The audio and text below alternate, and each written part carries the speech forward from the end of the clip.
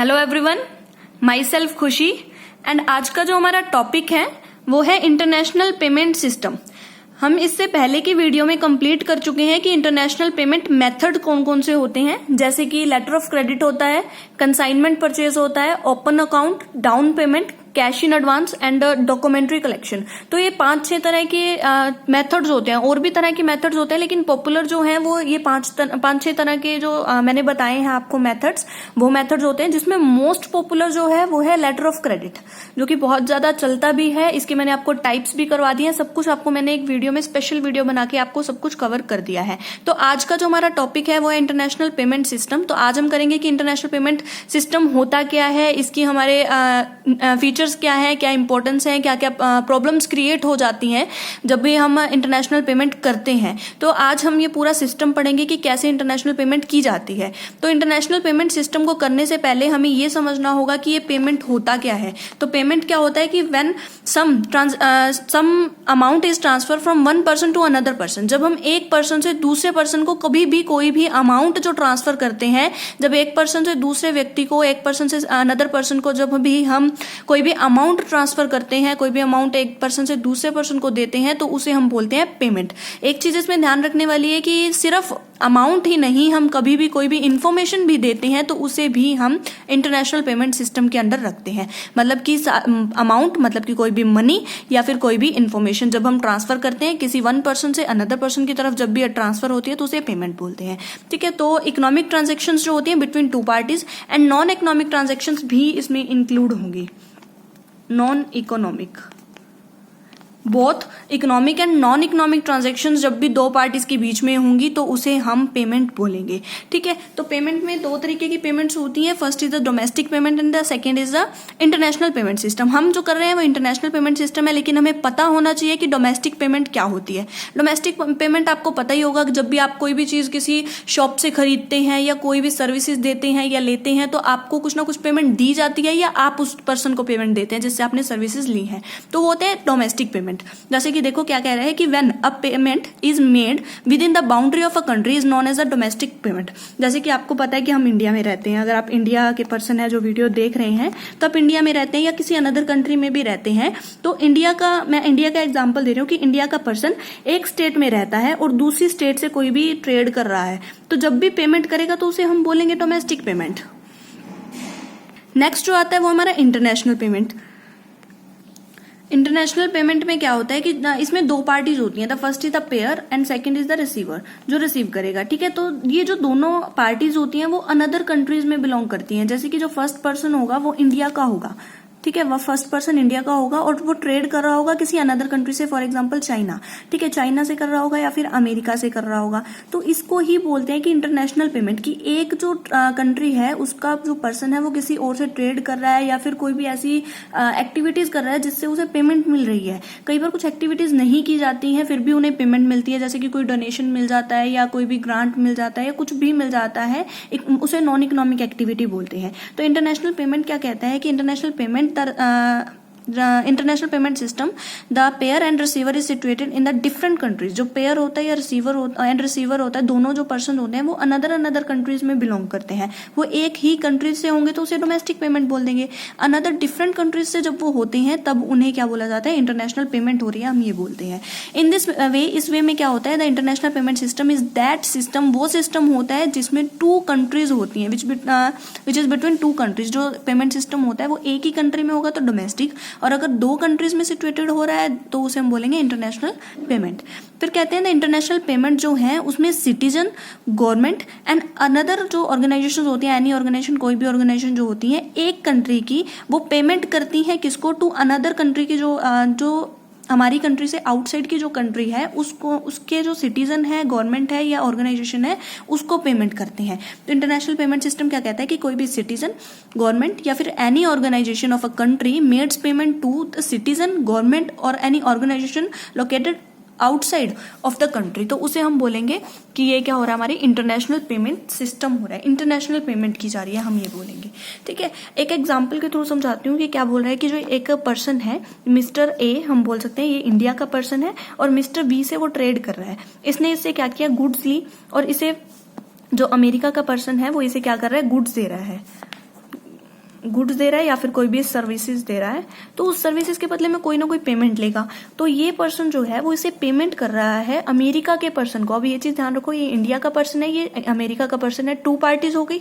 First condition ये 2 parties होंगी। फिर सेकंड कंडीशन क्या आती है कि वो अनदर कंट्रीज से, डिफरेंट कंट्रीज से बिलोंग करे। तो ये इंडिया का पर्सन है या अमेरिका का पर्सन है। थर्ड कंडीशन क्या है कि पेमेंट होनी चाहिए, तो पेमेंट हो रही है। तो इंटरनेशनल पेमेंट सिस्टम यहाँ पर क्लियर होता है। नेक्स्ट क्या कहते हैं कि इंटरनेशनल जो ट्रेड है, जब भी हम कोई इंटरनेशनल ट्रेड करते हैं तो हमें पेमेंट करनी पड़ती है। जब कोई भी सेंट्रल बैंक्स हैं, जैसे कि हमारा इंडिया का कोई सेंट्रल बैंक है, जैसे कि हम बोल सकते हैं कि जो हमारा आरबीआई है, रिजर्व बैंक ऑफ इंडिया है, वो हमारा सेंट्रल बैंक है। जो अमेरिका का सेंट्रल बैंक होगा और जो हमारे इंडिया का जो सेंट्रल बैंक होगा, वो आपस में जब कोई भी ट्रांजैक्शन करते हैं उन्हें पेमेंट करनी पड़ती है। जब भी कोई ट्रांजैक्शन करते हैं तो पेमेंट करनी पड़ती है, तो वो इंटरनेशनल पेमेंट सिस्टम के अंडर आता है। नेक्स्ट आता है कि कोई भी बैंक्स, जो एक बैंक दूसरी अनदर कंट्री के जो बैंक हैं उनसे ट्रांजेक्शन कर रहे हैं, तब भी उन्हें कोई पेमेंट्स वगैरह करनी पड़ती हैं। पेमेंट्स या तो वो करेंगे या फिर वो पेमेंट को रिसीव करेंगे, तो वो भी इंटरनेशनल पेमेंट सिस्टम के अंडर आता है। गवर्नमेंट रिलेशनशिप्स भी होते हैं, जैसे कि कुछ गवर्नमेंट किसी को डेफिशिएंसीज को पूरा करने के लिए कोई गवर्नमेंट अनदर गवर्नमेंट की हेल्प कर देता है, या कुछ भी ऐसा होता है तो उसे भी मतलब किसी भी तरीके से असिस्टेंस मिलना या इकोनॉमिक या नॉन इकोनॉमिक एक्टिविटी से किसी भी तरीके से हेल्प मिलना, तो उसे भी हम इंटरनेशनल पेमेंट सिस्टम में ही लिखेंगे। नेक्स्ट क्या आता है कि इंटरनेशनल पेमेंट सिस्टम जो है वो एलसी के थ्रू समझाते हैं। एलसी मैं आपको पहले ही बता चुकी हूँ, लेटर ऑफ क्रेडिट जो है, इसके लिए मैं आपको एक अनदर वीडियो में समझा चुकी हूँ, तो इसको मैं अब डिटेल में नहीं करवा रही हूँ। इसको मैं सिंपल से करवा रही हूँ कि एक पर्सन होता है जो इम्पोर्टर होता है, एंड जो सेकंड पर्सन जो होता है वो एक्सपोर्टर होता है। जो इम्पोर्टर एंड एक्सपोर्टर जो होता है, ये जो पर्सन है एक्सपोर्टर जो होता है वो उसको गुड्स देता है। जब गुड्स देता है तो वो पर्सन कहता है कि जो एक्सपोर्टर है वो इम्पोर्टर को कहता है कि मुझे तेरे पे विश्वास तो है नहीं। इम्पोर्टर को कहता है कि मुझे विश्वास नहीं है, मुझे कोई ऐसे बैंक का किसी का मतलब श्योरिटी दिलवा दे, कोई गारंटी दिलवा दे। इसलिए जो ये बैंक है वो इंडिया का बैंक है, वो एलसी इशू करता है इम्पोर्टर को। फिर इस एलसी को दोबारा दे दिया जाता है बैंक को। बैंक आगे अमेरिका के बैंक को देती है, और जो अमेरिका का बैंक है वो आगे एक्सपोर्टर को देता है। जो ये एक्सपोर्टर है वो अमेरिका का एक्सपोर्टर है, ठीक है। जो ये बैंक है वो इस जो एक्सपोर्टर है उसके बिहाफ पे काम कर रहा है। फिर जो ये पर्सन है वो एलसी देख लेगा कि एलसी बिल्कुल सही है, कोई भी उसमें मिसकरेक्शन नहीं है या कोई भी ऐसी गलती नहीं की गई है, तो वो उसे एक डॉक्यूमेंट देगा जो कि थ्रू इन दोनों बैंक्स के थ्रू इस पर्सन तक पहुंच जाएंगे, इम्पोर्टर तक पहुंच जाएंगे। फिर एट द एंड जो लास्ट चीज होगी वो क्या होगी, पेमेंट। पेमेंट कौन करेगा, इम्पोर्टर करेगा एक्सपोर्टर को, और ये दोनों बैंक्स के थ्रू ही पेमेंट की जाएगी। तो ये जो एक प्रोसेस है इसको मैंने और भी ज्यादा डिटेल में एक अलग वीडियो में समझाया। अगर आपको एलसी को डिटेल में करना है तो आप उस वीडियो में जाएं, ठीक है। तो वो वीडियो आपको मिल जाएगी मेरी प्लेलिस्ट में, international banking and forex management की प्लेलिस्ट में आपको मिल जाएगी, आप वहां पर जाके देख लीजिए। नेक्स्ट जो हमारा आता है वो है स्विफ्ट। स्विफ्ट के लिए भी मैं एक वीडियो बना चुकी हूँ, और स्विफ्ट के लिए जो वीडियो बन चुकी है उसके साथ एक स्विफ्ट एंड चिप्स 2 टर्म्स हैं। इन दोनों टर्म्स को मैंने समझाया है। चिप्स क्या होता है कि society for world wide inter bank financial telecommunication, मतलब कि ये किस चीज के लिए काम करता है, ये काम करता है कि जो हमारी इंफॉर्मेशन होती है, इंफॉर्मेशन को ट्रांसफर कैसे किया जाए, सीक्रेसी, बिल्कुल सीक्रेट वे में कैसे इंफॉर्मेशन को ट्रांसफर किया जाए, वो स्विफ्ट के थ्रू होता है। नेक्स्ट जो है वो है चिप्स। चिप्स क्या होता है कि clearing house inter bank payment system, इसकी फुल फॉर्म है। और इसमें क्या होता है कि कैसे हम अपनी जो पेमेंट है उसको कर सकते हैं विदाउट एनी किसी भी फ्रॉड से बचाकर हम कैसे हम अपनी पेमेंट्स को भेज सकते हैं। एंड जो स्विफ्ट है उसमें इंफॉर्मेशन की बात की जाती है। इन दोनों पे ही मैं टॉपिक एक साथ बना चुकी हूँ, तो आप वो वाली वीडियो भी देख लीजिए। तो ये दोनों टॉपिक ऐसे हैं जो मैं पहले ही कवर कर चुकी हूँ, ठीक है। नेक्स्ट टॉपिक आता है कि feature and characteristic of international payment system की क्या क्या विशेषताएं हैं किसकी, इंटरनेशनल पेमेंट सिस्टम की। तो हम सबसे फर्स्ट पॉइंट क्या कहता है कि जो ट्रांजैक्शन है बिटवीन 2 कंट्रीज, पहले ही समझा चुकी हूँ कि 2 कंट्रीज के बीच में ट्रांजैक्शन होंगी तो ही हम उसे इंटरनेशनल पेमेंट सिस्टम कहेंगे। इंटरनेशनल जो ट्रांजैक्शन होती हैं वो 2 कंट्रीज के बीच में होती है, एक इम्पोर्टर कंट्री होती है, एक्सपोर्टर कंट्री होती है। जैसे कि गवर्नमेंट ऑफ द 2 कंट्रीज वो पेमेंट कर सकते हैं, तो वो भी इंटरनेशनल पेमेंट सिस्टम में आ गए। अब 2 कंट्रीज के बीच के जो ट्रेडर्स हैं वो हो गए, और फिर बैंक्स हो गए। तो ये सारे जो होते हैं वो 2 अलग अलग कंट्रीज, डिफरेंट कंट्रीज से बिलोंग करते हैं। वो दोनों जो पर्सन्स हैं वो डिफरेंट कंट्रीज से बिलोंग कर रहे हैं, मतलब कि जो ट्रांजेक्शन हो रही है वो 2 कंट्रीज के बीच में हो रही है। नेक्स्ट क्या कहते हैं कि 2 पार्टीज। अब 2 कंट्रीज हैं तो 2 पार्टीज तो बिल्कुल जेन्युइन सी बात है कि 2 पार्टीज ही होंगी। The first is the importer and the second is the exporter, ठीक है। इंटरनेशनल जो ट्रेड है there is 2 parties as similar to the national and domestic trade. जैसे कि जो हमारी कंट्री है उसमें ट्रेड कैसे होता है कि दो पार्टीज होती हैं, एक जो सेलर होता है और एक परचेजर होता है या बायर होता है जैसे हम बोलते हैं। तो वैसे ही इसमें भी एक इम्पोर्टर होता है और एक्सपोर्टर होता है। नाम चेंज कर दिया गया, इनकी जो काम है वो भी सेम है, लेकिन जो ट्रांजेक्शन की जाएगी वो हमारी इंडियन रुपी में ना करके जिस भी एग्रीमेंट में जो भी करेंसी डील की गई होगी, जो भी फिक्स की गई होगी, तो उसी में ही डीलिंग होगी। ठीक है, तो सिमिलर होगा, जैसे कि 1 पर्सन जो होता है वो पेयर होगा and another is a receiver. एक जना पैसा रिसीव करेगा और जो सेकंड पर्सन होगा वो पेमेंट करेगा। International payment system both the payer and receiver are the include, दोनों को इंक्लूड किया जाएगा। प्रोसेस क्या कहता है कि the process of international payment system जो है वो डिफिकल्ट है as comparison to the domestic trade, क्योंकि डोमेस्टिक ट्रेड में क्या होता है कि रुपी में ही ट्रांजैक्शन कर ली जाती है। रुपी में ट्रांजैक्शन कैसे कर ली जाती है कि एक पर्सन है, फॉर एग्जांपल हम कह सकते हैं कि हरियाणा में रहता है, हम हरियाणा की बात ले लेते हैं, एंड जो सेकंड है वो पंजाब में रहता है। तो हमें अगर हरियाणा और पंजाब में कोई भी ट्रेड करना है, किसी से कोई भी चीज़ खरीदनी है, बेचनी है, तो उनका जो ट्रेड होगा वो रुपीज़ में होगा। ठीक है, जो हमारी इंडियन करेंसी रुपीज़ है। लेकिन अगर हम एक और एग्जांपल ले लेते हैं कि हरियाणा को जो है वो ट्रेड करना है राजस्थान से, ठीक है, राजस्थान से करना है, यूपी से करना है, या किसी से भी करना है जो इंडिया की स्टेट है, तो वहाँ पर जो रुपी जो मानी जाएगी जो करेंसी वो रुपी होगी। लेकिन अगर हमें इंटरनेशनल हमें कोई पेमेंट करनी है तो वहाँ पर रुपी तो बिल्कुल भी नहीं चलेगी। क्या चलेगा? या तो हमारा जो यूरो है वो चलेगा, हमारी जो हमारी डॉलर है जो डॉलर है वो चलेगा, पाउंड चलेगा, या जो भी करेंसी वहाँ की है, जहाँ जिस कंट्री से हम ट्रेड कर रहे हैं वहाँ की करेंसी चलेगी। तो उस करेंसी को हमें अब क्या करना होगा, हमारी जो रुपी है, हमारे पास तो रुपी है, अब इस रुपी को हमें कन्वर्ट करना होगा इन करेंसीज में, जो हमने जिस भी हमने कंट्री में ट्रेड करना है तो उसकी कंट्री की हमें करेंसी में चेंज करना होगा। तो उसकी चेंज में भी बहुत सी दिक्कतें आती हैं। जैसे क्या दिक्कतें आती है कि फॉरेन एक्सचेंज कैसे होगा, कौन करेगा, हमें नहीं पता होता, हमें पूरी इन्फॉर्मेशन नहीं होती, या फॉरेन एक्सचेंज रेट क्या चल रहा है, या फॉरेन एक्सचेंज पे क्या क्या कंट्रोल्स हैं, क्या क्या जो हमारे गवर्नमेंट है उसने क्या क्या रिस्ट्रिक्शंस लगाए हैं हमारे फॉरेन एक्सचेंज पे, फॉरेन एक्सचेंज मार्केट्स कौन कौन सी हैं। तो ये सारी चीज़ें जो होती हैं वो हमारी जो पेमेंट है उसको भी डिफ़िकल्टी में डाल देती हैं। क्योंकि कई बार क्या होता है, जो हमारे एक्सपोर्टर होते हैं, इम्पोर्टर होते हैं, उनको इन चीज़ों की वजह से भी लॉस बियर करना पड़ता है। क्योंकि कई बार रेट जो होते हैं वो एकदम से बढ़ जाते हैं। हमने ट्रेड करने के लिए सोचा था कि हम इस रेट में करेंगे, लेकिन जो हमारा रेट है वो एकदम से बढ़ गया या कम हो गया, तो एक पार्टी को तो लॉस हो ही जाएगा। तो इसलिए कहते हैं कि जो ये प्रोसेस है वो डोमेस्टिक ट्रेड से डिफिकल्ट है, क्योंकि रुपी जो है उसकी तो रुपी की वैल्यू तो सेम रहेगी अगर हमने डोमेस्टिक ट्रेड करना है, लेकिन इंटरनेशनल ट्रेड करना है तो रुपी की वैल्यू अकॉर्डिंग टू डॉलर या फिर जो पाउंड है या कोई भी यूरो है, तो उनके अकॉर्डिंग क्या है, चेंज होती रहेंगी। तो इसकी वजह से जो प्रोसेस है वो डिफिकल्ट है। ठीक है, नेक्स्ट पॉइंट क्या कहता है कि वैल्यू ट्रांसफर। वैल्यू ट्रांसफर का मतलब क्या होता है कि हमने जो है मनी ट्रांसफर नहीं करनी, वैल्यू ट्रांसफर करनी है। दोनों जो टर्म्स है, मनी ट्रांसफर और वैल्यू ट्रांसफर, इन दोनों में डिफरेंस है, बहुत बड़ा डिफरेंस है। क्या डिफरेंस है कि जो मनी ट्रांसफर होती है वो डोमेस्टिक ट्रेड में होती है। मनी ट्रांसफर कैसे, मैंने आपको पहले ही बताया, हमने रुपी में कोई चीज खरीदी, हमने रुपी दे दी। ठीक है, कोई भी चीज हमने खरीदी, कोई भी गुड्स वगैरह हमने परचेज की, तो उसके बदले में हमने रुपी दे दी उस पर्सन को, तो इसको बोलते हैं मनी ट्रांसफर। लेकिन अब हमने क्या करना है, हमने कोई भी गुड्स खरीदी, लेकिन हमारे पास क्या है, हमारे पास रुपी है। अब हमें रुपी नहीं देनी है, हमें क्या देना है, डॉलर देना है। लेकिन डॉलर देने के लिए हमें क्या करना होगा, उसकी कन्वर्जन करवानी होगी। तो कन्वर्जन करवाने के लिए हमें क्या करना है, हमें अब वैल्यू को ट्रांसफर करना है, ना कि मनी को। मनी ट्रांसफर और वैल्यू ट्रांसफर में फर्क होता है।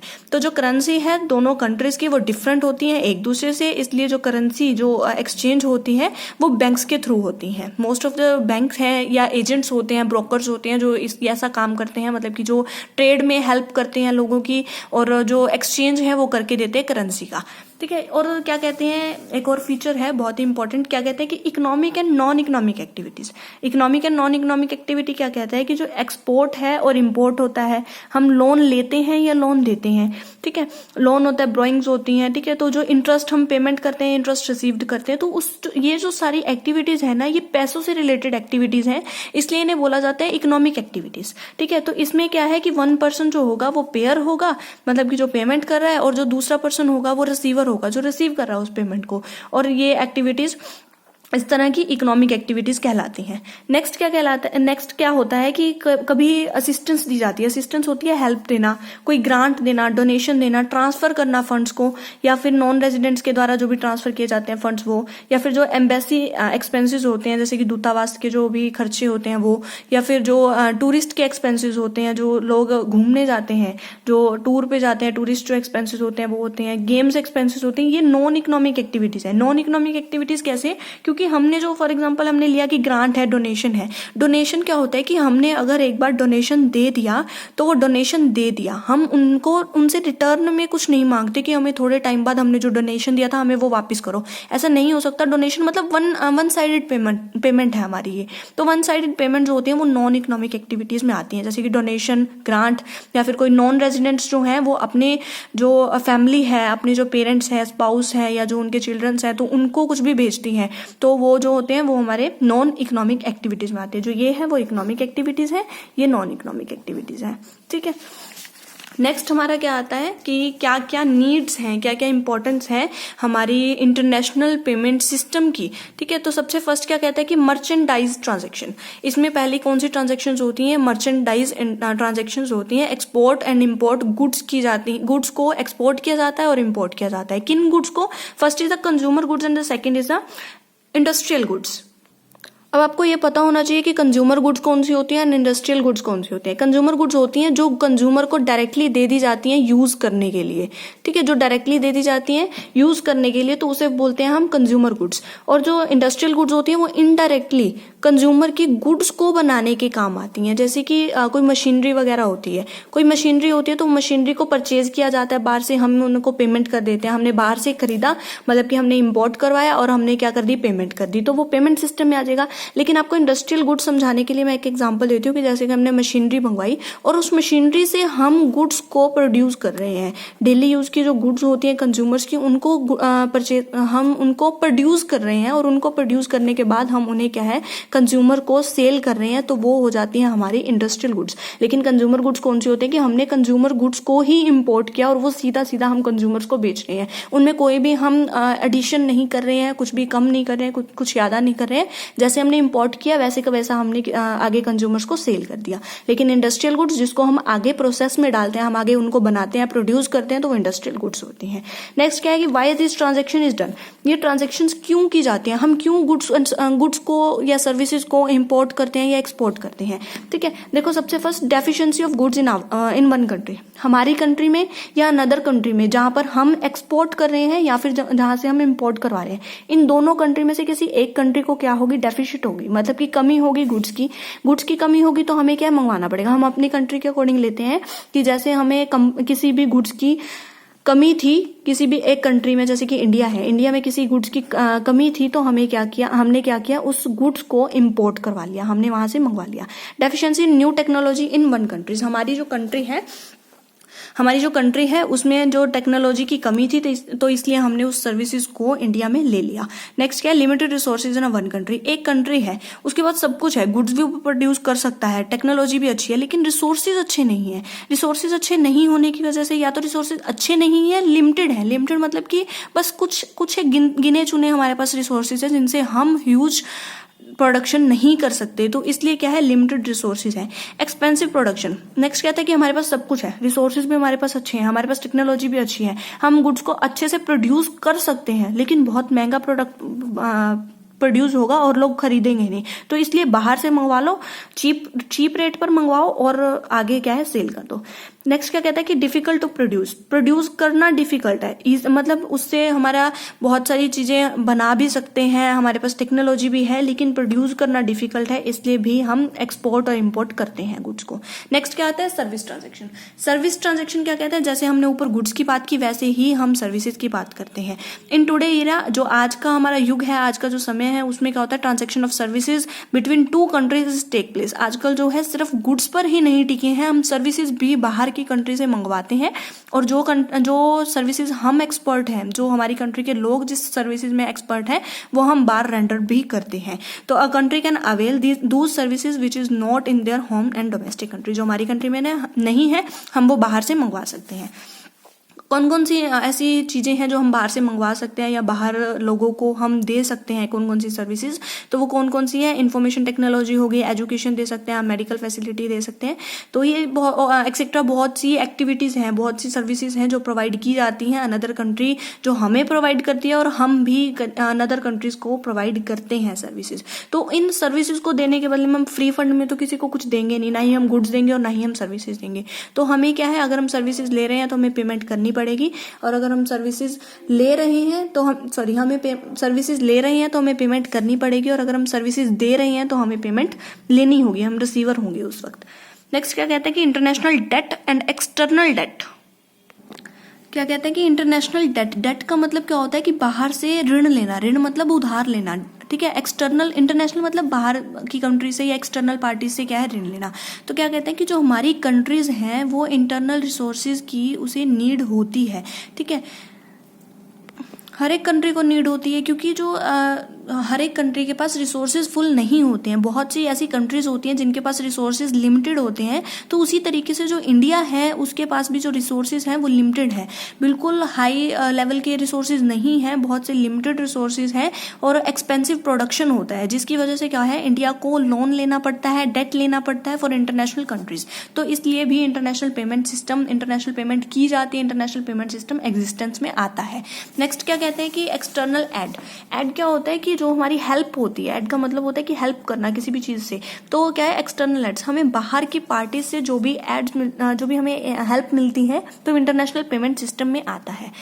Help from another countries of another parties of another countries, जो अनदर कंट्रीज की जो अनदर पार्टीज हैं वहां से उनसे कुछ हेल्प मिलना, कुछ पैसे मिल जाना, एज अ डेट भी हम बोल सकते हैं, लोन भी बोल सकते हैं, या फिर हम नॉन इकोनॉमिक एक्टिविटी, हमने कोई डोनेशन मिल गया या कुछ भी मिल गया तो वो एक्सटर्नल एड में आएंगे।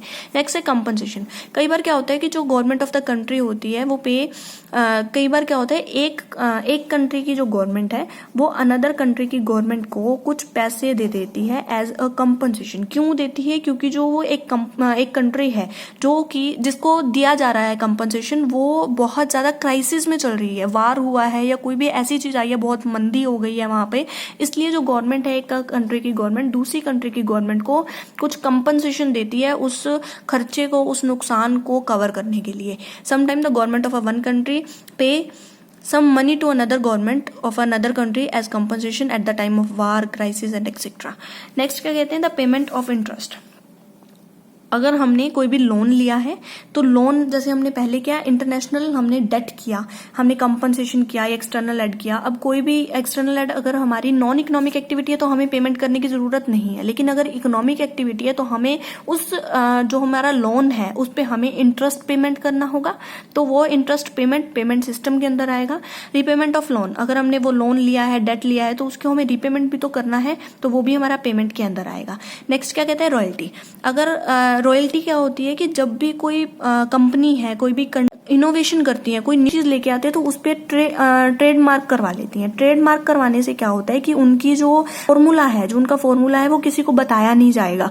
तो जब भी किसी को बताया जाएगा तो उसे एक फी पे करनी होगी, और उस फी पेमेंट को बोलते हैं रॉयल्टी। उस फी को रॉयल्टी का नाम दिया जाता है, ठीक है। तो क्या कहते हैं, big company registered their trademark and when foreign companies used their trademark then the obligation of foreign company is to pay royalty. मतलब कि एक जो फॉरेन कंपनी है उसने ट्रेडमार्क करवा लिया अपने बिजनेस का, उसको रजिस्टर करवा लिया, जिसकी वजह से जब भी कोई अनदर फॉरेन कंट्री की जो भी कोई भी कंपनी अगर कोई भी उस फॉर्मूले को यूज करना चाहती है, जानना चाहती है कि फॉर्मूला कैसे बना, कैसे हम अपने प्रोडक्शन को कर सकते हैं, तो उस ट्रेडमार्क को यूज करने के लिए उन्हें एक फी पेमेंट करनी पड़ती है और उसे हम रॉयल्टी बोलते हैं। नेक्स्ट क्या है, डिफरेंट एक्सपेंसेस। बहुत सारे एक्सपेंसेस हैं, जैसे कि embassy expenses, educational expenses, expense of game, tourist expenses होते हैं, प्ले टीम्स के लिए कोई भी एक्सपेंसेस पे की जाती हैं, खेलों के लिए हम बोल सकते हैं जिनको एक्सपेंसेस पे किए जाते हैं, तो वो एक्सपेंसेस में भी पेमेंट का काम होता है, तो पेमेंट की जाती है, तो उसे भी हम इंटरनेशनल पेमेंट सिस्टम के अंडर रखते हैं। नेक्स्ट क्या कहते हैं कि प्राइस डिस्ट्रीब्यूशन। प्राइस डिस्ट्रीब्यूशन क्या होता है कि international payment system is needed for international awards. बहुत सारे ऐसी चीजें हैं जिसकी वजह से बहुत से लोगों को प्राइज दिया जाता है, और प्राइज इंटरनेशनल लेवल पे होता है, जैसे कि नोबेल प्राइज होता है, बुकर अवार्ड हो गया, और अकेडमी अवार्ड हो गया, बिजनेस अवार्ड हो गया, जैसे कि ऑस्कर अवार्ड बोला जाता है, अकेडमी अवार्ड को, जो भी एजुकेशनल एरिया में बहुत हाई लेवल पे होते हैं तो उनको, और बिजनेस में जिन्होंने बहुत ज़्यादा अपॉर्चुनिटीज़ को ब्रेक किया है, बहुत ऊंचे मुकाम तक पहुंचे हैं जो लोग बिजनेस की लाइन में जाकर, जैसे कि यूएस या अमेरिका, मिडिल जो ईस्ट बिजनेस अवार्ड्स बोलते हैं जिन्हें हम, तो ये जो है वो प्राइज डिस्ट्रीब्यूशन की बात आती है कि जब भी प्राइज डिस्ट्रीब्यूट किया जाता है तो वो डिस्ट्रीब्यूट भी तो किसी चीज में करेंगे, या तो उन्हें पेमेंट करनी होगी, या कोई भी जो भी मेडल्स वगैरह होते हैं या कोई भी ट्रॉफी होती है तो उसके लिए भी पेमेंट की जाती है, तो वो इंटरनेशनल पेमेंट सिस्टम के अंदर आते हैं।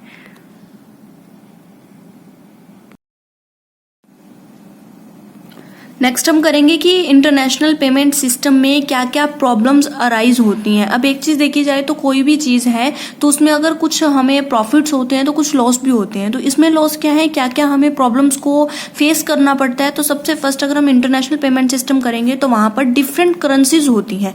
डिफरेंट करेंसीज मतलब कि हमारी जो करेंसी है वो तो रुपी है, अब हम रुपी में तो पेमेंट नहीं कर सकते, हम किस करेंसी में पेमेंट करेंगे, जो करेंसी एक्सेप्टेबल होगी उस कंट्री के द्वारा जहां से हमने ट्रेड किया है।